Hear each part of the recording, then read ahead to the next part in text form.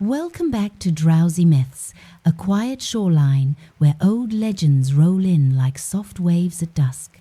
Tonight, we linger on a single hill of pale limestone, unassuming rise that will one day cradle the Parthenon's columns. But our story begins long before marble and metopes, when Attica was a scantily tilled frontier and two deities, Athena of measured wisdom and Poseidon of tidal power, cast thoughtful eyes upon its scrub-cloaked ridges, settle into a comfortable hush. Imagine a breeze that smells faintly of wild thyme and distant salt, ruffling grass just enough to hush cicada song.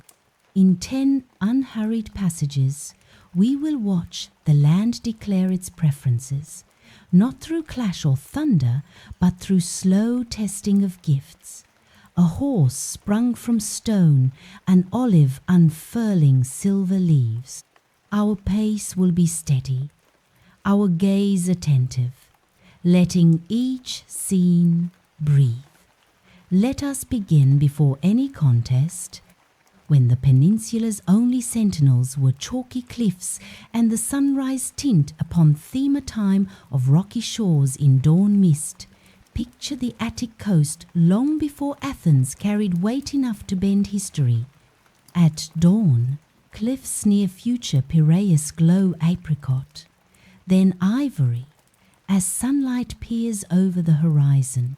Sea swells roll ashore in languid sets, foam hissing across pebble shelves before retreating with a faint, satisfied sigh. Inland, low hills fold one behind another, dusky blue at their bases, linted rose at their crests. The air tastes of brine, layered atop dry sage. Against this quiet canvas stands Cecrops, half-legendary first king, said to possess the torso of a man and the coiling tail of an earthbound serpenta symbol, less monstrous than elemental, uniting soil's stillness with human intent. His settlement is modest. Mud brick walls tracing an oval on the plateau later called the Acropolis, reed-thatched roofs and hearth fires that exhale thin ribbons of smoke straight into morning calm. Goats clang faint bronze bells as they nose stubbly grass near the wall footings. Building materials come from what the land quietly offers. Quarried tufa-soft, workable forms foundations. Cedar rafters, rafted down from northern slopes, infuse air with resin. Potters knead riverbank clay, their wheels slow, turned by foot tread as regular as a heartbeat. Vessels emerge in muted umber, fired in shallow kilns banked with straw that burns almost smokeless at sunrise, leaving the settlement's air clear for distant gull cries. Locals call their mesa simply to Steiron Petreth harsh rock. From its crown, a viewer can scan farmland patches the color of baked crust, broken by veins of darker olive scrub. Springs are scarce. Each dawn sees women descending narrow goat paths to fetch water in 2-handled jars. They climb back, shoulders angled just so, balancing weight across collarbones, polished smooth by amphora rope over many seasons. Grain grows reluctantly in shallow soil, its stalks shorter than Aegean cousins.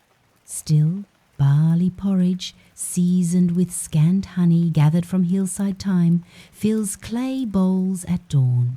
Fishers push reed coracles into gentle surf, casting nets woven from flax fibre. Their haul bream, mullet, small squid returns by midday, drying on cedar racks that line the palisade's sun-baked ledge. Nothing is plentiful, yet nothing is wasted. On windless evenings, the hearth smoke ascends in a single thread towards stars. Elders remark that such unbroken smoke is a sign the gods take interest. A breeze would scatter offerings unheeded. Stories travel inland from Marathon and Sunium. Tremors near seaside caves, a distant horse's whinny rising from rock, and beyond that, rumours of a grey-eyed woman glimpsed among wild olives, her footfalls silent as dusk.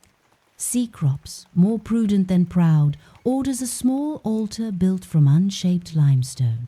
No statue crowns Itonly a shallow hollow where barley grains and thyme sprigs burn to brittle ash.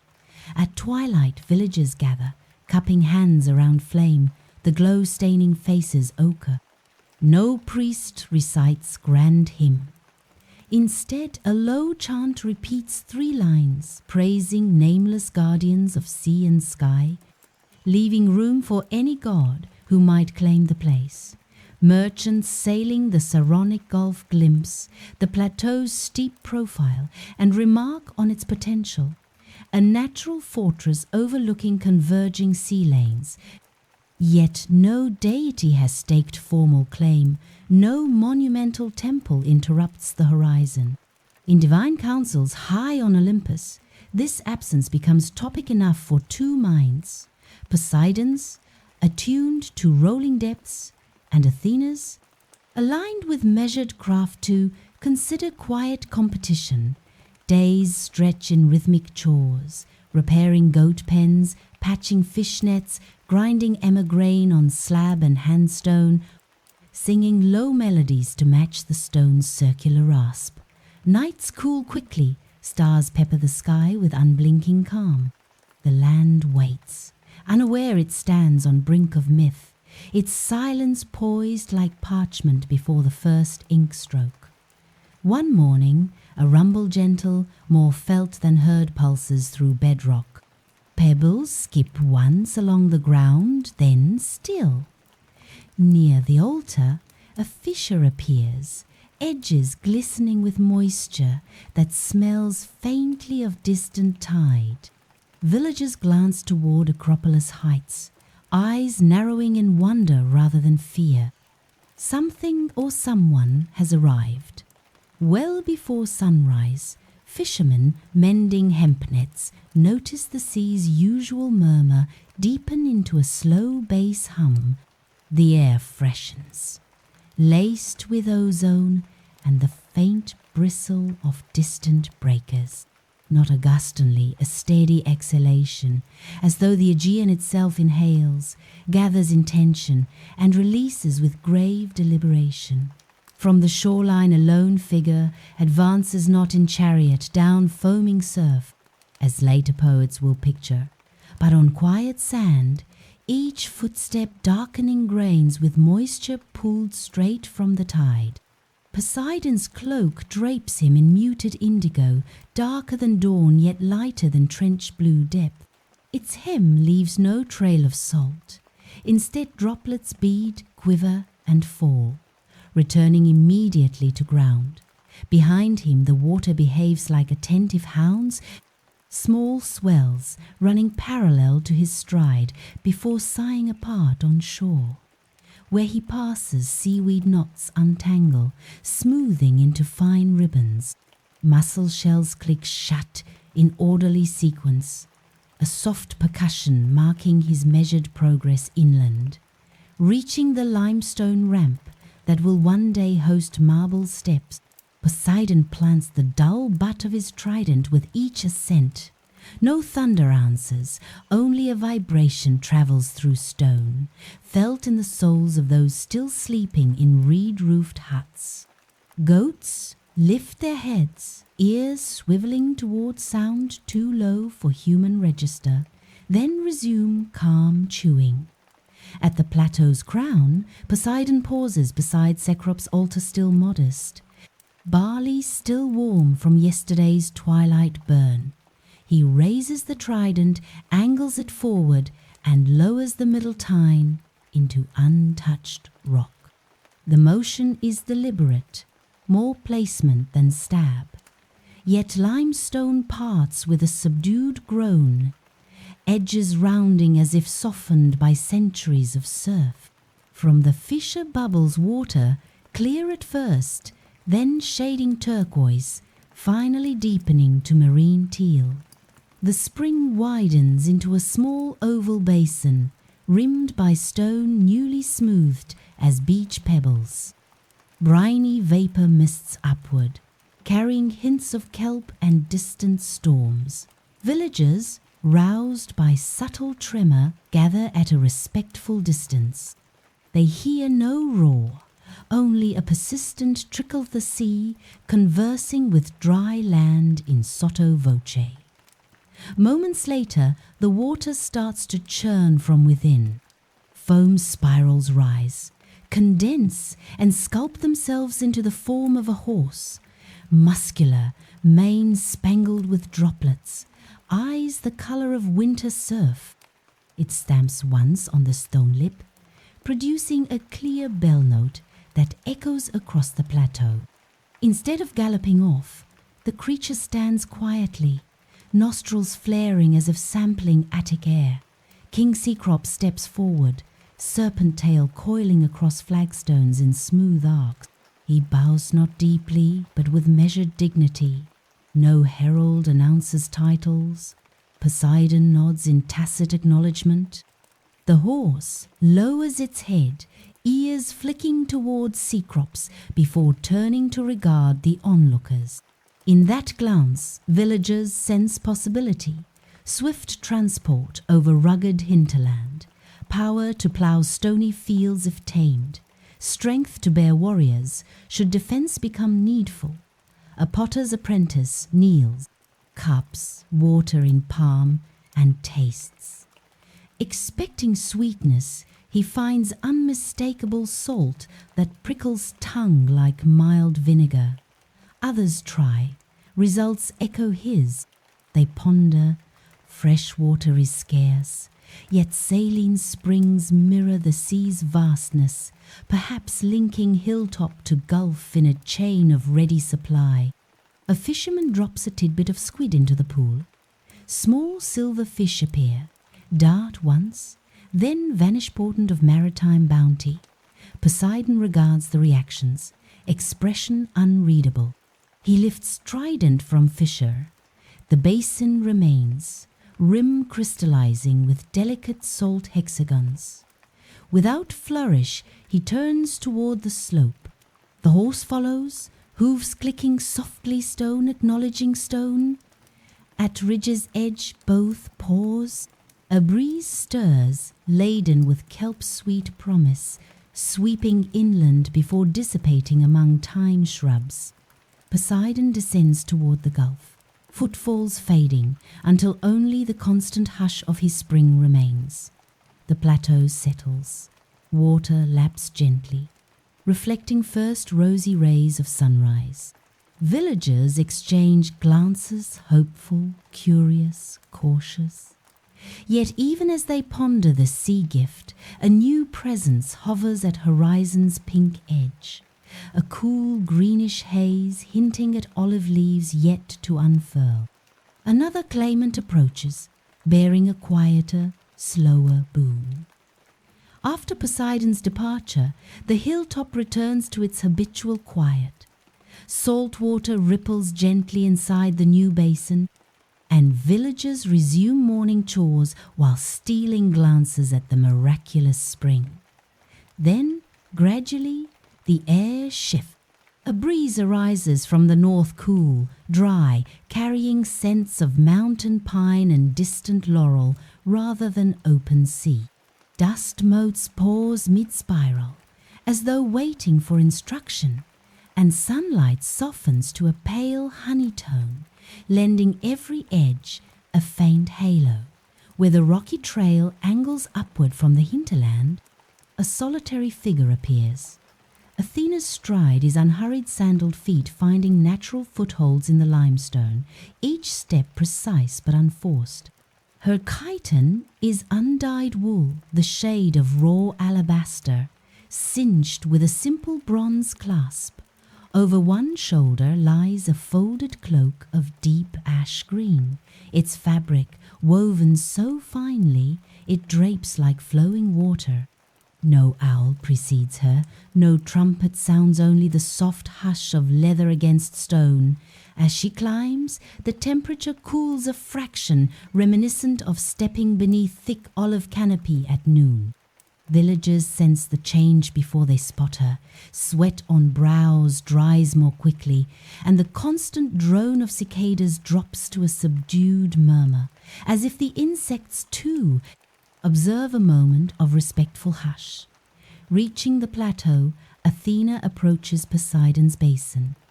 Vapors curl upward, but the goddess merely regards the water, expression calm. With 2 fingers, she lifts a drop to her tongue. Salinity registers. She inclines her head, acknowledging both the vigor and the limits of her uncle's gift. Then she turns away, leaving the ripples undisturbed. Near the altar stands a fissure, where thin soil nests between slabs. Athena kneels, palm brushing the dirt as gently as a potter smoothing clay. Villagers draw closer, yet she does not signal them back. Her presence itself maintains a respectful distance. From beneath her cloak she produces a single olive pitsmall, matte, unremarkable.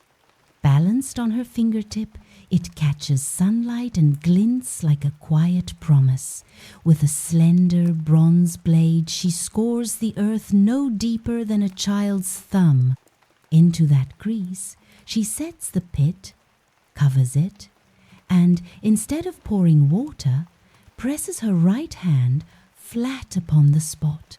From beneath her palm spreads a luminous silvery sheen, sinking into soil like morning mist. She withdraws her hand, and villagers lean in to witness the first green nub pushing upward slow but unstoppable. The shoot lengthens in real time. First a soft coil, then a straightening stalk clad in downy silver fuzz. Tiny leaves unfold pale on their undersides, dusky green above. The trunk thickens to the size of a wrist, bark etching itself with delicate chevrons. In less than a minute, a youthful olive stands waist high, vibrating almost imperceptibly as internal fibers settle into place. Athena rises, brushes soil from her knees. She touches one leaf, and beads of oil form at its tip translucent gold, catching the day's light. A gust of wind passes through the sapling, rustling leaves in gentle applause, then calms. The goddess steps back, cloak stirring minimal dust, and allows the onlookers to close the distance. A potter's mother plucks a fallen leaf, rubs fingers together, and finds them slick with mild, fragrant oil. A shepherd touches bark and feels living warmth rather than inert wood. Even Cecrops, cautious by nature, curls his serpent tail around the new trunk, sensing storage of moisture that limestone soil rarely grants. Children attempt to taste a droplet. It coats their tongues in mellow, bitter Nessa flavor, unknown yet oddly nourishing. Discussion begins, muted. Some praise the horse's strength. Others admire the tree's quiet utility. The salt spring promises trade and fish, but its water cannot slake thirst. The olive offers food, light, timber bud, requires seasons of patience before harvest.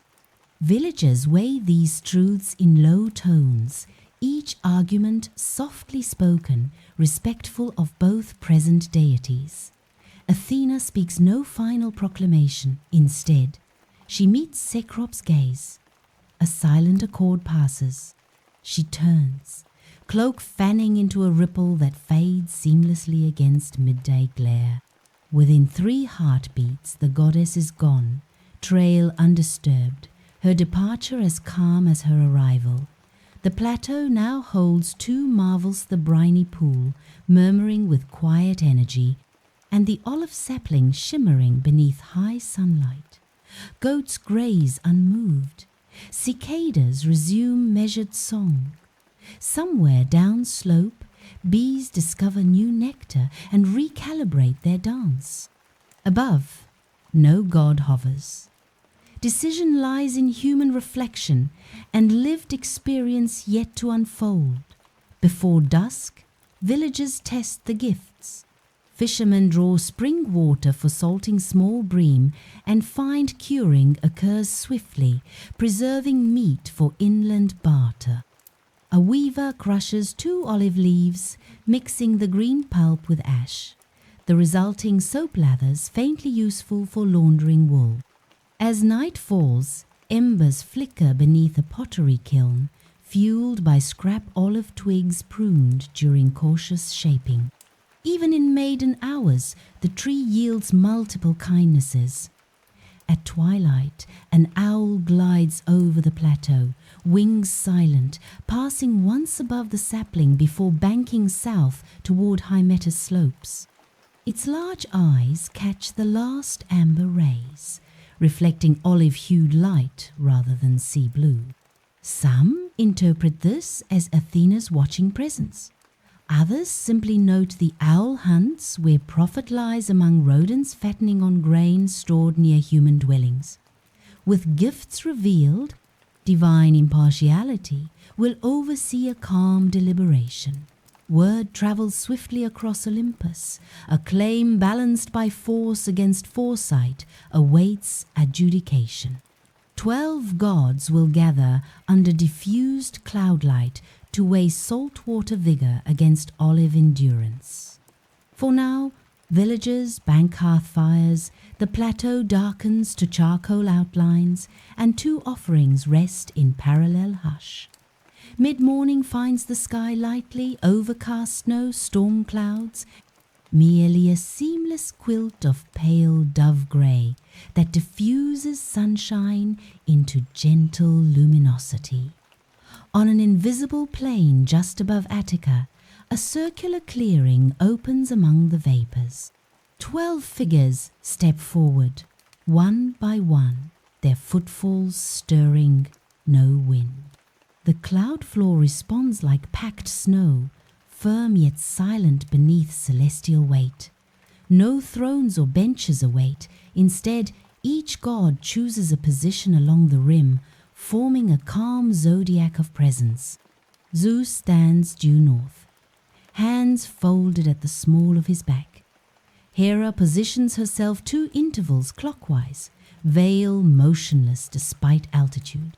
Hestia kneels nearer center, touching the cloud with open palm to sense regional hearth echoes. Ares, though often restless, clasps spear butt to cloud and leans lightly, warrior's impatience muted by decorum. With a gesture, Hermes unfurls a parchment of translucent air across the council's center.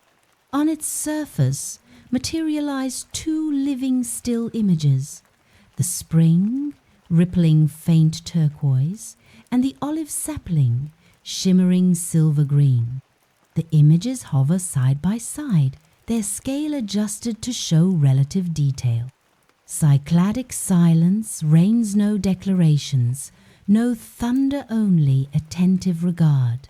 Zeus speaks first, tone low and level, inviting brief statements. He reminds the assembly that Athena and Poseidon both hold rightful authority. The decision must weigh long-term benefit rather than spectacle. His words fall as evenly as rain on calm sea, each syllable absorbed by the cloud with no rebound of echo. Poseidon steps to the airy parchment. Raising trident horizontally, he points to the spring's image. He speaks of maritime dominion, fish, trade, swift horses born from brine, and the promise of naval defense. His voice carries the hush of tides in a sheltered cove, powerful yet measured, never exploding into surf. When finished, he lowers the trident, gaze steady, shoulders accepting whatever verdict may come. Athena moves forward, helm tucked beneath arm rather than atop head. She gestures toward the olive and speaks of nourishment, light, medicine, timber for tools, and the patience learned in waiting for fruit. Her words sound like stylus across wax, clear, economical, engraving ideas rather than embellishing them. She concludes by noting that longevity often springs from deliberation, much as oil clarifies when left to settle. Demeter nods thoughtfully, praising the olive's harmony with grain cycles. Artemis values the horse for swift hunts, yet concedes the tree shelters deer in summer glare. Apollo imagines lyres strung with gut, cured by salt, played beneath olive shade, suggesting coexistence. Hephaestus admires seawater's corrosion testing for bronze, but notes olive oil soothes forge-blistered hands. Each comment arrives in concise phrases, contributing nuance without swelling into debate. The cloud seems to brighten or dim subtly with each perspective, as though registering the equilibrium of points offered. Hermes lowers parchment image and lifts a second, depicting Cecrops villagers engaged in experiments, salting fish with spring water, kindling hearth with olive twigs, watching the salt-born horse circle goat pens. The gods regard mortals with a warmth kept just below visible smile recognition that divine gifts live or fade through human adaptation. Rather than voice, the council resolves by nod, heads inclined minutely toward favored gift. 10 inclinations point to the olive, 2 Poseidons and Ares toward the spring. Even Poseidon accepts outcome with stoic exhale, sea-green eyes resting on Athena, not with rancor, but analytical curiosity. Zeus lifts hand, decision sealed without thunderclap only, a brief brightening of the surrounding cloud, like sun behind gauze. To honor Poseidon, Zeus decrees that ships from this city will forever carry salt spray on prow and a horse-haired plume on war-helm, reminders of maritime power. Athena, in turn, promises yearly games, the Panathenaea, where chariots echo the horse's vigor even as victors receive olive oil amphorae. Thus, each deity's essence threads the city's identity. One by one, gods step back. Their outlines diffuse, becoming pale smudges, then filaments mingling with cloud. The clearing closes, vapor knitting seamlessly, until only ordinary sky remains subtly brighter, as though carrying a distilled calm for those below. Far beneath, Cecrops watches a faint glow fade from the heavens. He senses answer before messenger arrives. The tree's promise outweighs the spring's immediacy. Not rejection, but selection.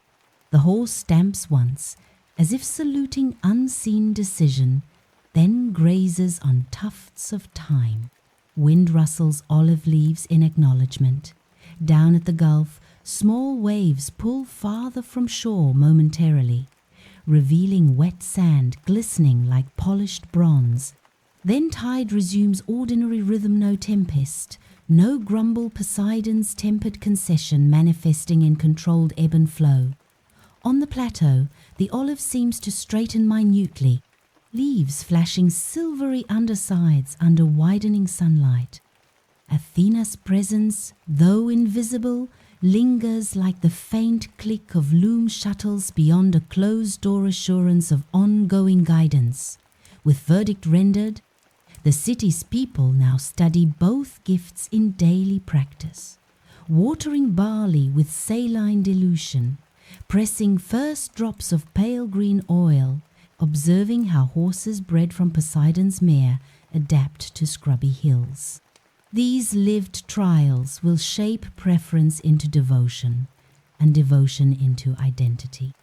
In our next segment, we listen to those voices of the inhabitants, finding how artisans, herders, and traders measure divine offerings by the cadence of ordinary days. Dawn returns, bathing plateau and sea in equal gold. Villagers approach their paired marvels with respectful routine, first drawing a ladle of salt water to drizzle over curing fish, then circling the olive to collect leaves fallen overnight. Each gesture places sacred gifts into the rhythm of ordinary chores. Praxinos, a middle-aged netmaker, kneels beside Poseidon's basin. He tastes the brine again and nods. "Strong enough," he murmurs, then dilutes 3 jars with fresh river water until salinity matches sea foam. Fish fillets go into wide ceramic dishes. Salt crust forms quickly, saving coastal trips for brining. He imagines trade caravans grateful for preserved cargo and silently thanks the sea god who spared him extra journeys. Near the kiln, young Althea burns pruned olive twigs swept from the sapling's first shaping. The twigs hiss, releasing faint, peppery scent. She sifts the grey ash into clay slip and finds the mixture smoother, less gritty. When the first bowl emerges from low fire, its surface bears a subtle sheen early hint of the lustrous black glaze Attica will one day perfect. Old Philomela grinds olive leaves and mixes the paste with river sand. Adding a splash of spring water, she kneads until foam forms thin but present. Her hands, rough from loom bars, feel a touch less raw. She sets the basin aside for other women, declaring the tree a quiet healer. High on Hymettus' slopes, shepherd Diocles watches the salt-born horse graze among goats.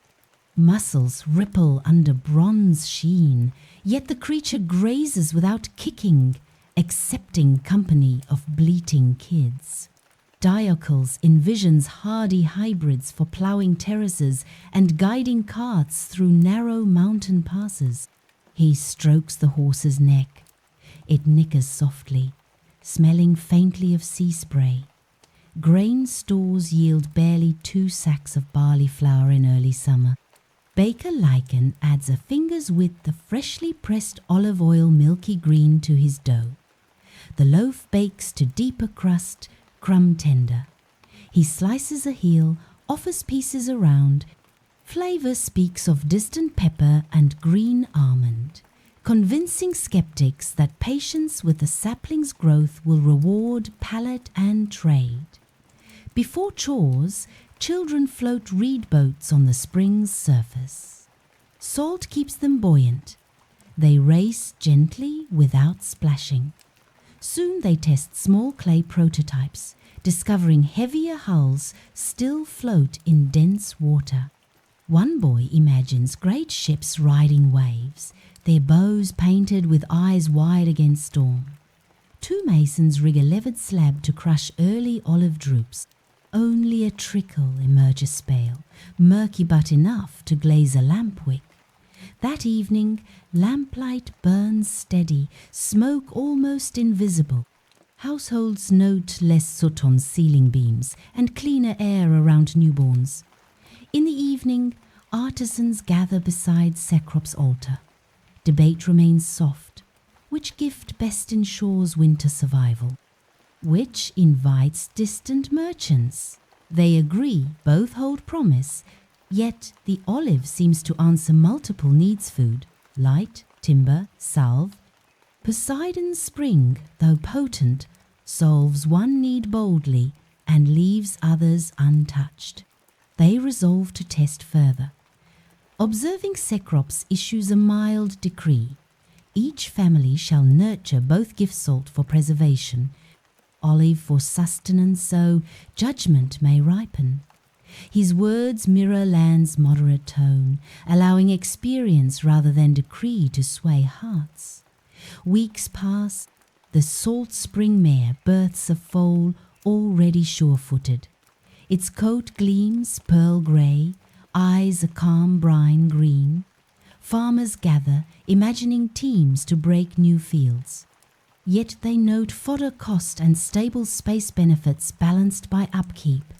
No verdict shouted, only quiet arithmetic murmured over shared wine. Olive branches lengthen slowly, tiny buds forming.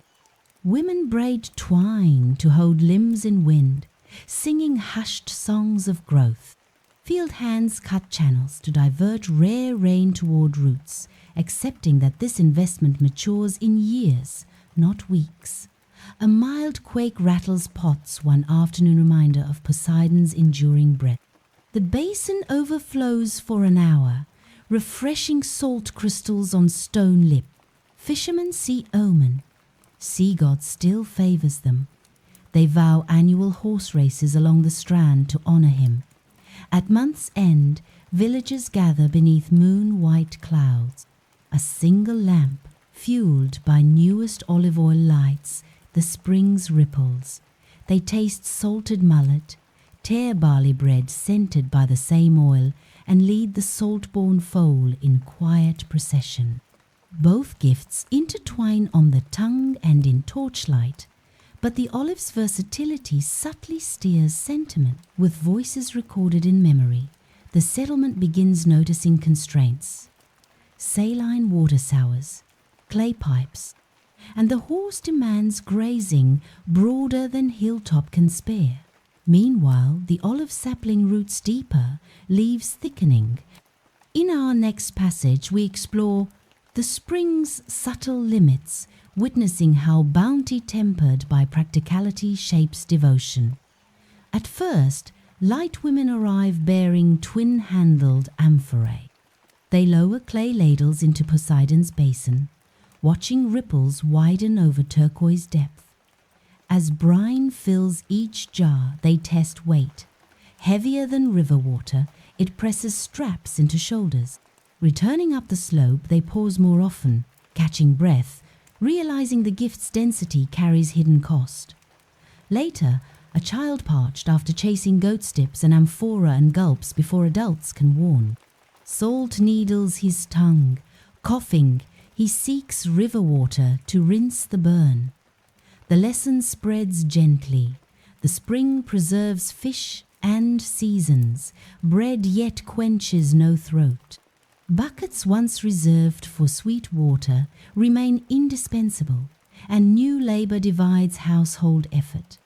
Hoping to coax barley through dry weeks, farmers channel a trickle of spring water into a terracotta furrow.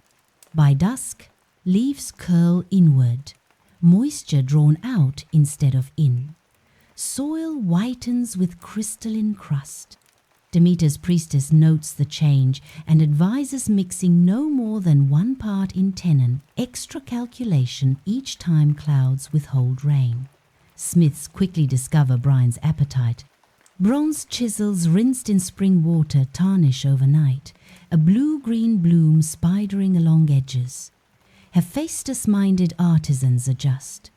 Tools now wash in river current, then oil with new olive paste. They appreciate the lesson Poseidon grants, but also reminds them of balance. The salt-born mare bears a second foal. Nearby stallions sire sturdy hybrids. While strength impresses, forage demand rises. Hillside scrub disappears in widening rings.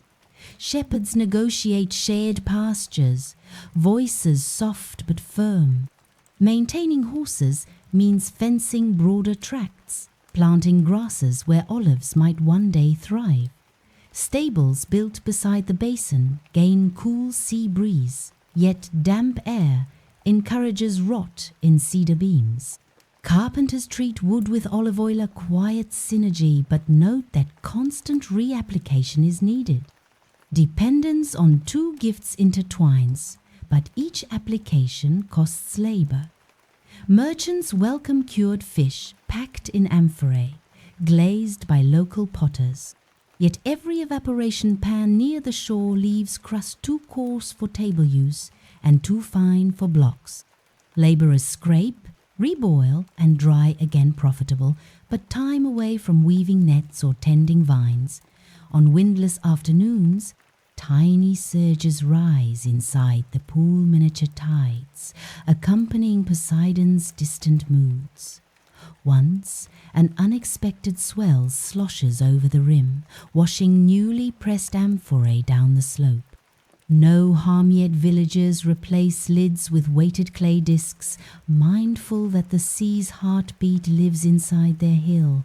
Children fashion small trireme models, setting bronze nails as oarlocks. A week of floating in the basin produces green crust.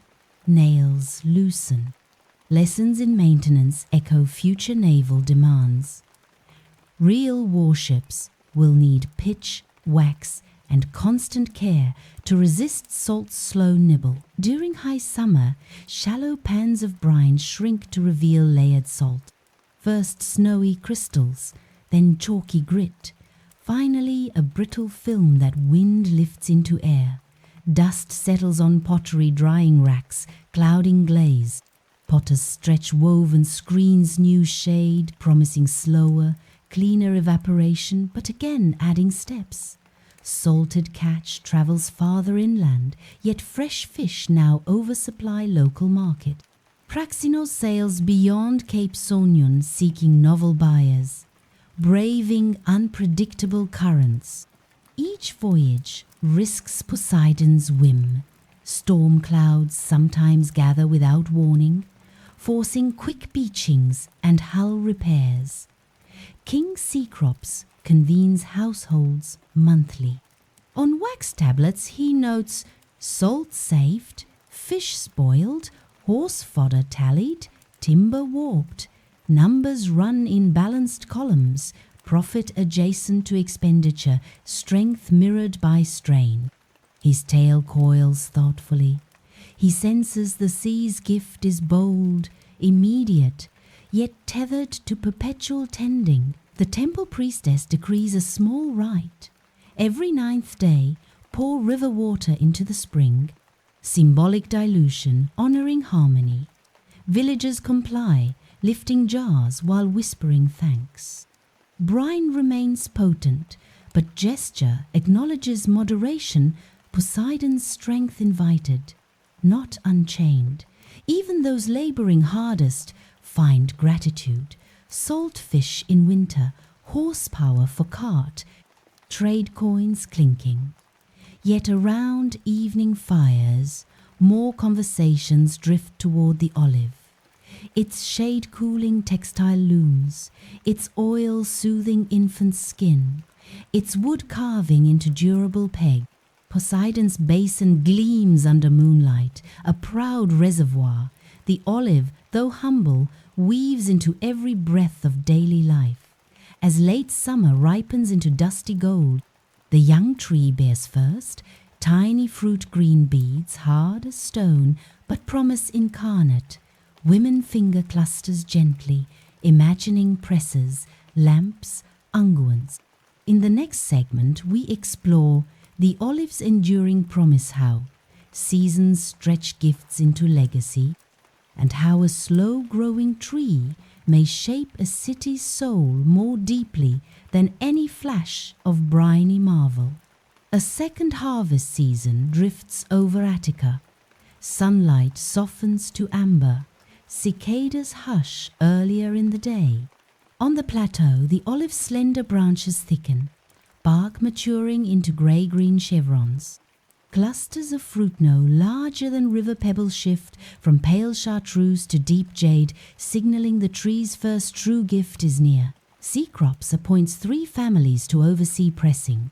They spread clean wool beneath the tree, catching any olive that drops of its own accord. Nature's timing, elders say. These fruits, though few, are prized as omens. A handstone rounds them into paste within a shallow limestone trough. When a weighted cedar plank presses down, a thread of cloudy oil seeps forth green gold, fragrant with hints of cut grass and rain-wetted clay. That evening, a clay lamp is filled with the maiden oil. Wick lit, the flame rises steady, casting a milk-soft glow. Walls reflect amber rather than orange. Smoke is a whisper instead of a plume. Weavers pull looms closer, able to work past dusk without tearing eyes. Children trace shadow pictures on plaster, silhouettes crisp yet calming. A baker dips crust into the unfiltered oil. Bitter at first sip, it soon mellows to pepper and almond. Drizzled over barley porridge, it softens texture, easing digestion. Elders remark their joints ache less in cool dawns. Word spreads. One tree, still in infancy, feeds both body and small comforts. Winter pruning yields slender branches. A woodcarver shapes the seasoned twigs into shuttle spools and spindle whorls. Olive grain proves dense yet forgiving, resisting splinter. The subtle honey hue of its polished surface glows beneath lamplight tools, becoming small works of peace. Grind a handful of dried leaves, steep in warm river water. The resulting infusion carries earthy astringency. Village healer applies it to minor cuts sting brief, healing clean. Mothers brew lighter tea for sore throats. Even goats nibble dropped foliage, coats gaining quiet gloss through colder months. Hephaestus-minded smiths, wrists cracked from bellows heat, rub palms with leftover pressing sediment. The gritty paste pulls ash from skin, leaving a supple feel. Tools last longer when hinges receive thin film of oil, blades swing without squeak. Bronze resists the salt air's urge to eat metal raw. Travelers descending from Thebes notice new sheen on villagers' pottery bowls brushed lightly with oil before firing. Surfaces emerge rich, light, reflective. They barter small amethyst beads for these novel wares. Olive thus slips into commerce, its worth multiplying quietly, coin by coin. By the tree's third spring its canopy spreads shoulder width.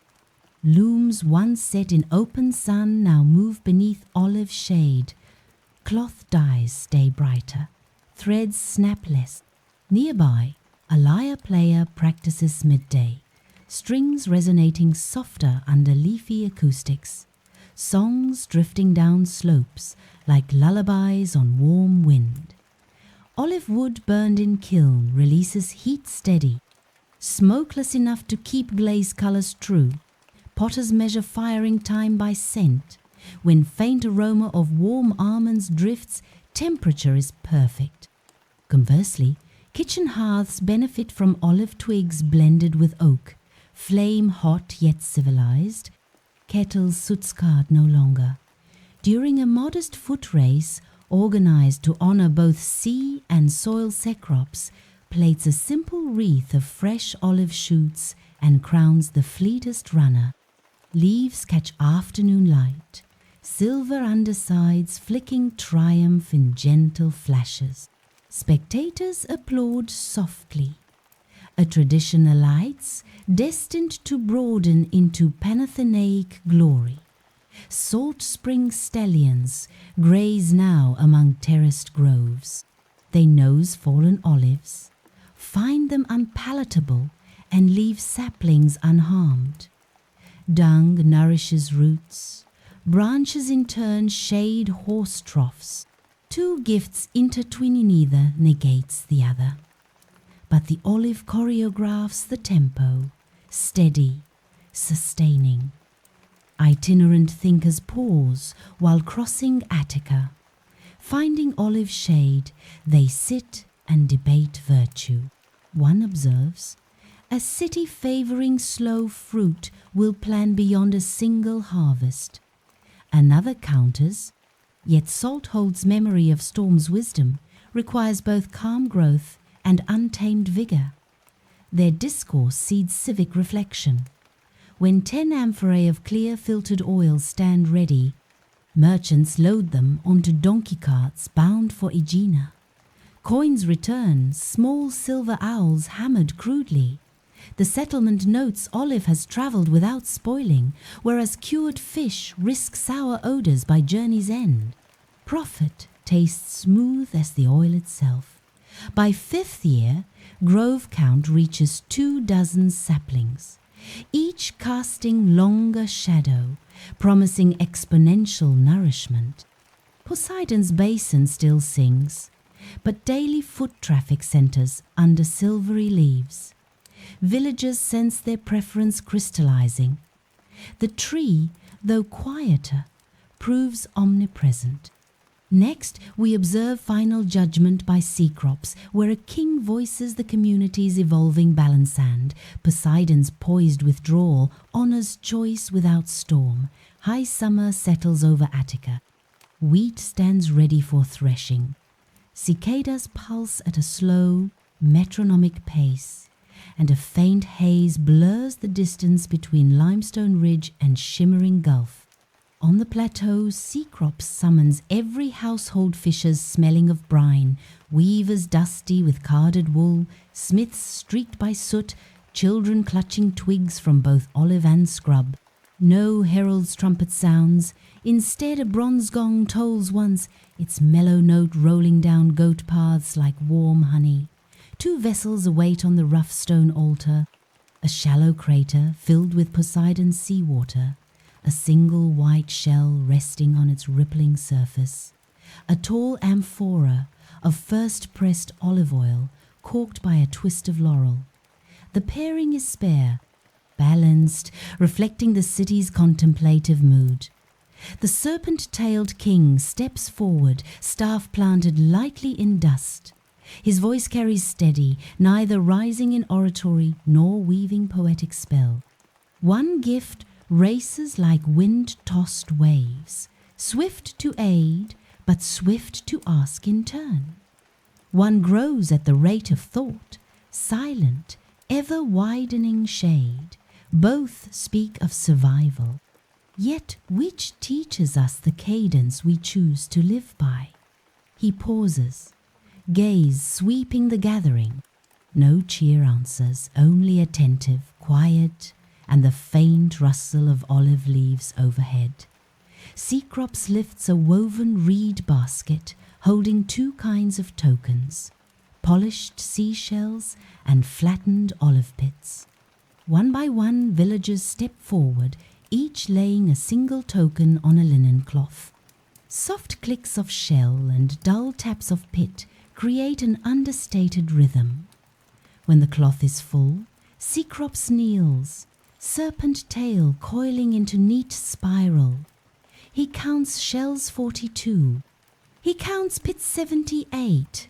He does not announce numbers. Instead, he lifts the cloth corners, bundling votes into 2 separate heaps. The shell bundle he lowers into the crater. Shells sink, water trembles, but remains contained. The pit bundle he inverts over the amphora. Dry pits clatter on clay's shoulder, but none slip inside the cork denies them entry. Message, though wordless, is plain. Olive claims the larger measure of trust. Cecrops lifts amphora high. Golden oil catches sun and releases a gentle glow across gathered faces. He speaks quietly.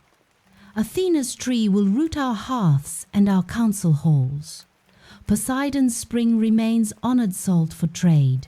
Steeds for speed, but our city grows beneath silver leaves. No rippled applause follows. Rather, a collective exhalation, as if every chest releases tension held since gods first stepped upon their plateau. A solitary gust glides across the hill, cool and briny. The basin's water lifts into a single clear plume, arches, and falls back with polite splash. No wave rises to wash the altar clean. No tremor shakes foundations. Those watching understand. Poseidon has heard and, in restrained dignity, accepts the verdict. Moments later, a hush deeper than wind settles.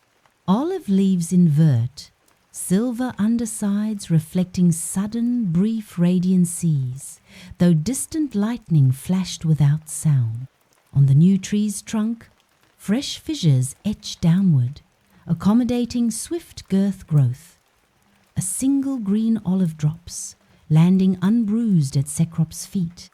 He places it beside the amphora, token of divine ascent.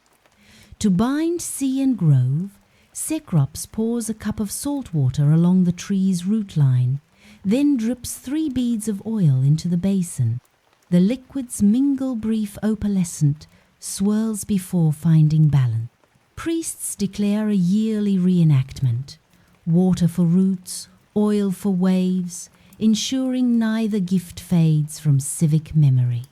Villagers gather in semicircle, waiting. Cecrops intones, "Let this hill and those who dwell on it carry Athena's name. Let Athenopolis, the city of Athena, grow wise under her gaze. Over decades vowels soften, and the city's name condenses to Athenae, a thence a title born not from fanfare, but from slow consensus on a limestone plateau. Masons lay 4 limestone blocks in simple rectangle east of the olive. Hestia lights a hearth within. Smoke rises straight, undisturbed, good omen. On a low shelf, artisans place spindle, chisel, measuring cord, and a small bronze figurine of a horse's symbols of blended patronage. As twilight bleeds into indigo, villagers lead salt spring foals to the shore. Torches reflect off calm water. Youths race horses along sand, hooves throwing sparks of golden dust. Winners receive wreaths of braided seagrass dabbed with olive oil fusion of both deities' elements. On the hill, lamp niches are carved into rock. Olive oil fills terracotta cups. Wicks flutter alive. Their glow forms an amber halo visible from fishing boats easing home. Sailors note the new beacon and whisper respect to the goddess, whose lamp guides as faithfully as any lighthouse.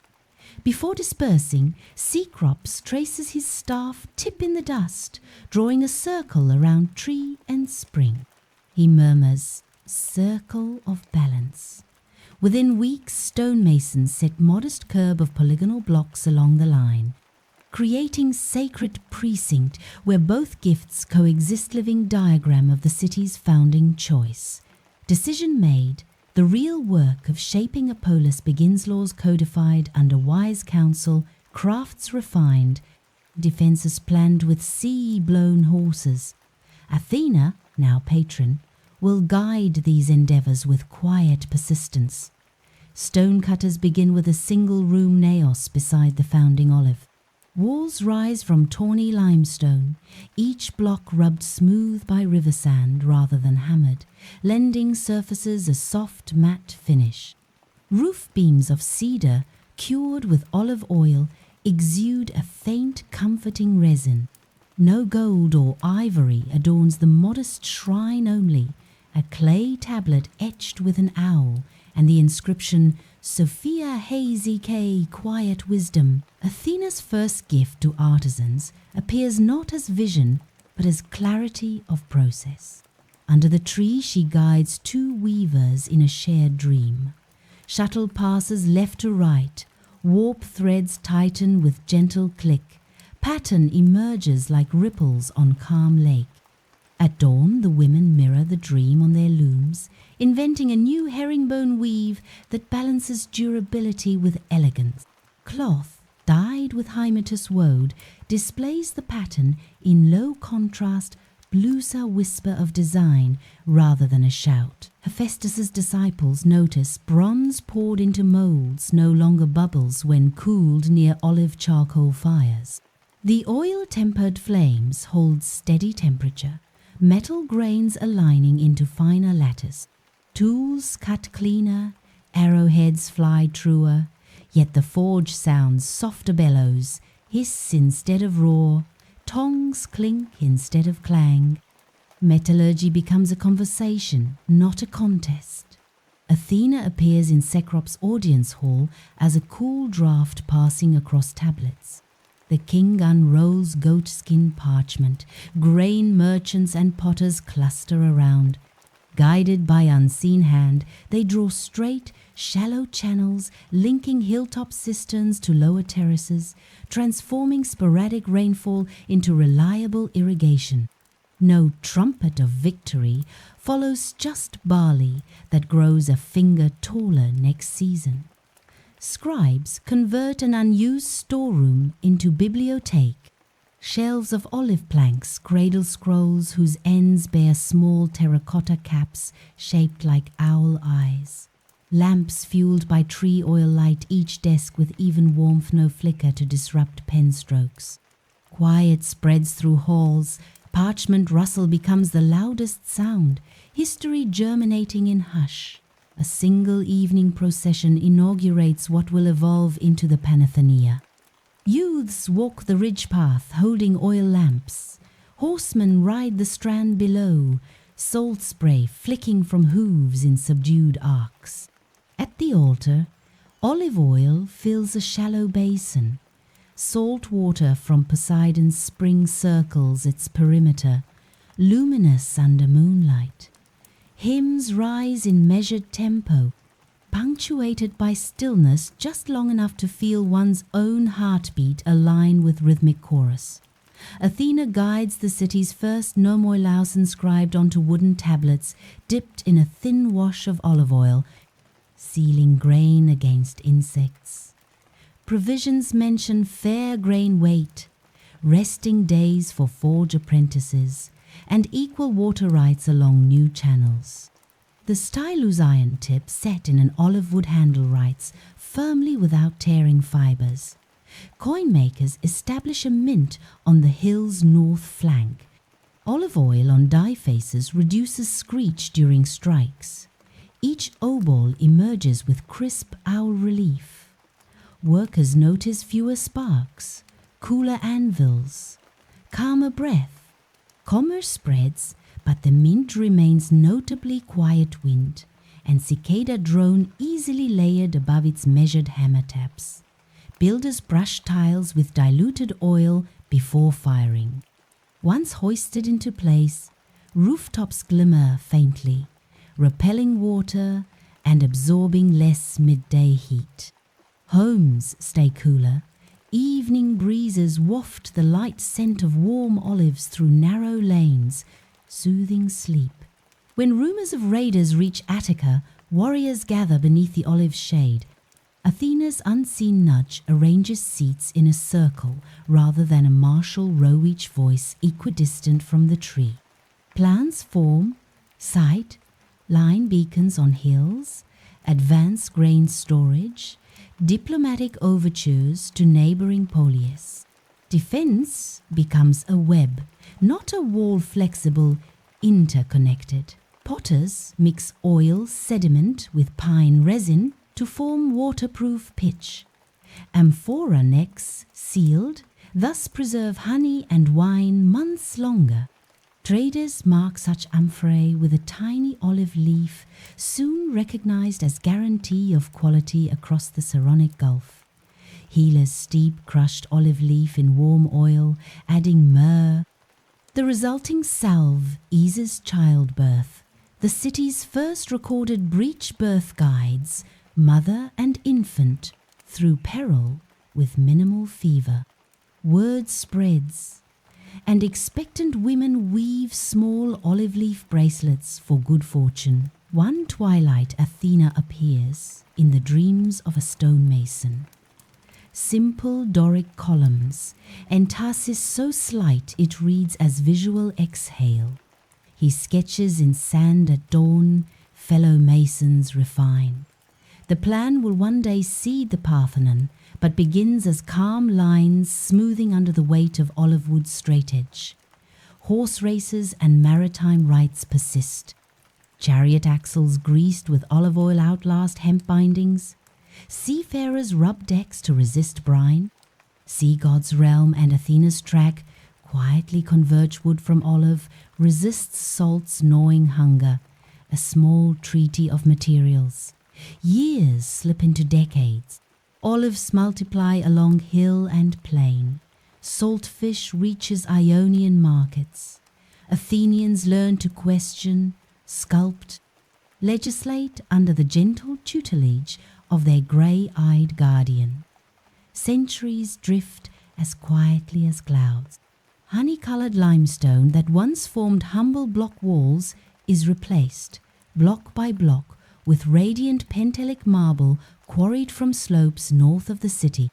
Each slab meets its neighbor with hair-fine seams, as though mountain and mason breathe in perfect accord.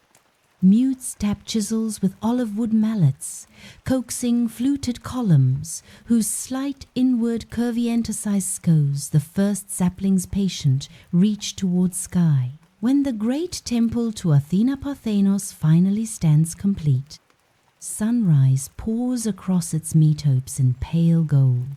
Before crowds arrive, caretakers pad barefoot along polished pavers, wiping dust with cloths dampened in diluted olive oil and ancient polish that leaves stone silky, light reflecting in softened halos. No trumpet salutes. Only cicadas strike their slow cadence in the surrounding pines, and the sea sends a low sigh up the vale, Poseidon's quiet benediction. Every fourth summer, the Panathenaic procession ascends the Acropolis, yet the grandest moment falls after races and hymns when night pulls a velvet cover over Attica.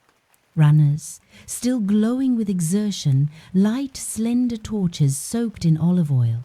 From shoreline to hilltop a glowing necklace threads the dark, each flame mirrored by the silent salt basin that still murmurs on the plateau. Horse teams snort softly in distant stables, honoring the sea god who lent them speed, while the city's heart beats to Athena's even rhythm. Messengers carry cuttings from the founding tree across rugged isthmus to Elis. There they root a sister tree beside the stadium. Victors in Olympic Games bow their heads as judges place cotinoilive wreath soup on sweat-damp hair. Laurel will crown emperors elsewhere. Athens sends calming silver leaves that rustle with modesty rather than thunder. Plato strolls the shaded walks of the academy, fingers tracing the grain of a tablet carved from olive. Aristotle lectures in a colonnade where midday light flickers through branches, translating complex theory into gestures both precise and unhurried. Pupils listen, styluses dipping into lamps whose oil burns steady. Thoughts settle like pollen on a still pond. During a memorial for fallen soldiers, Pericles lifts his voice calm, resonant, never hurried. Behind him, Parthenon columns stand like attentive listeners. Ahead, an audience holds woven fans scented faintly with pressed olives. He speaks of Polis as shared endeavor, praising craft, courage, and counsel the very virtues Athena guides when she walks in mortal thought. Salt-tinged air drifting from Piraeus harbours reminds every ear that Poseidon yet protects seaward walls. Legionary boots echo through stone lanes, yet they pause beneath the olive's shade. Governors order new paving of roads using mortar stiffened with olive pulp ash. Amphorae from Spain anchor in Piraeus, carrying oil still measured by Attic standards proof that trade winds continue a dialogue first opened by a quiet spring. Centuries shift. Clerics of Byzantium copy codices under blue glass lampshades that temper olive flame to hushed radiance. Margins bloom with silver-inked owls and tiny trident scribes remembering twin patrons as they transpose Homer, Herodotus, and even the Orphic hymns that once guided cautious pilgrims beneath earth. In present day, a visitor rests on a bench beside the Erechtheion, its porch still guarded by marble caryatids.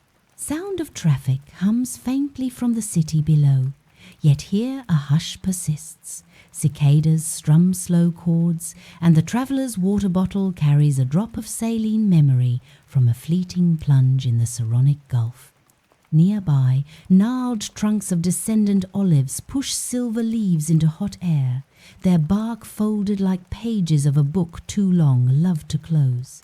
A modern street vendor drizzles extra virgin oil over warm bread, sliding plate forward with an easy nod. A sailor ties mooring lines in Piraeus, palm chalked white with salt. A teacher lifts bronze stylus in museum hall, tracing owl eyes for children each action. A soft echo of the day, Cecrops lifted amphora, each heartbeat a ripple extending from Poseidon's patient basin.